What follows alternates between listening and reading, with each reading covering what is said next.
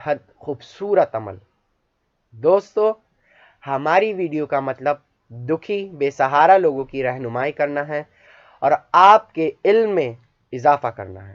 شکریہ دوستو، آج میں آپ کے لیے ایک ایسا خوبصورت عمل لایا ہوں جو بہت سے بھائی بہن کہتے ہیں کہ ہمارا چہرہ خوبصورت نہیں ہے، یا ہم سانولے ہیں، یا اللہ تعالیٰ نے ہمیں ایسا ہے یا ویسا ہے۔ آپ اچھے طریقے سے جانتے ہیں کہ اللہ تعالیٰ کسی کو بھی کسی کے بارے میں بھی برا نہیں سوچتا ہے۔ اس کی شان جل جلالہ اور رحم فرمانے والا ہے اور وہ کرم کرنے والا ہے۔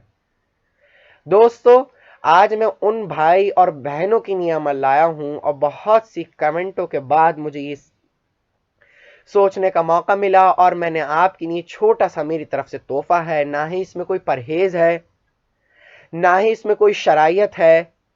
دوستو، یہ صرف 11 دن کا عمل ہے، اور اس کی خاصیت یہ ہے کہ ایک دن میں ہی آپ کا چہرہ اتنا خوبصورت، اتنا جمالدار چہرہ بن جائے گا کہ جو دیکھے گا آپ کو ماشاءاللہ ضرور کہے گا۔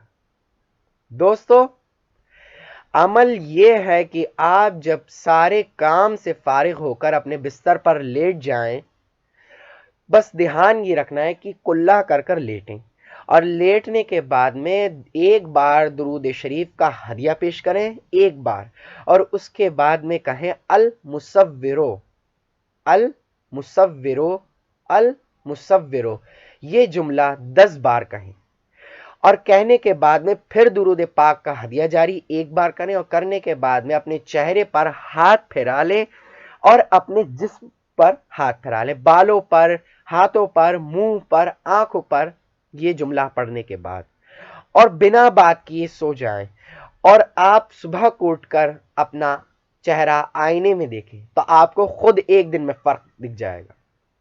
دوستو، اللہ تعالیٰ کے اس نام میں ایسی برکت ہے کہ یہ میرا خود کا آزمودہ عمل ہے۔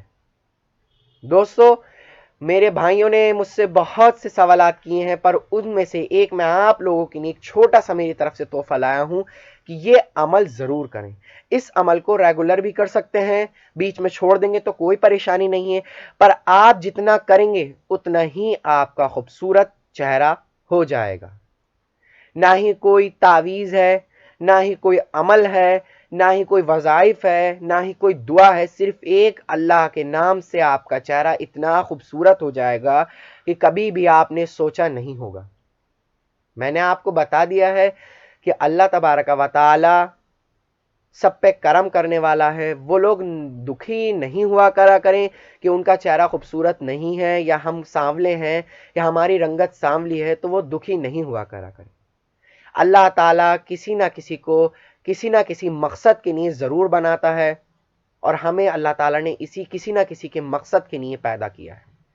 میرا بس مقصد یہ ہے کہ آپ تک علم پہنچے، اور نہ ہی میں آپ کو کسی نقصان پہنچاؤں۔ دوستو، میرے چینل کو دیکھنا نہ بھولیں، میرے چینل کو لائک، سبسکرائب، کمنٹ کرنا نہ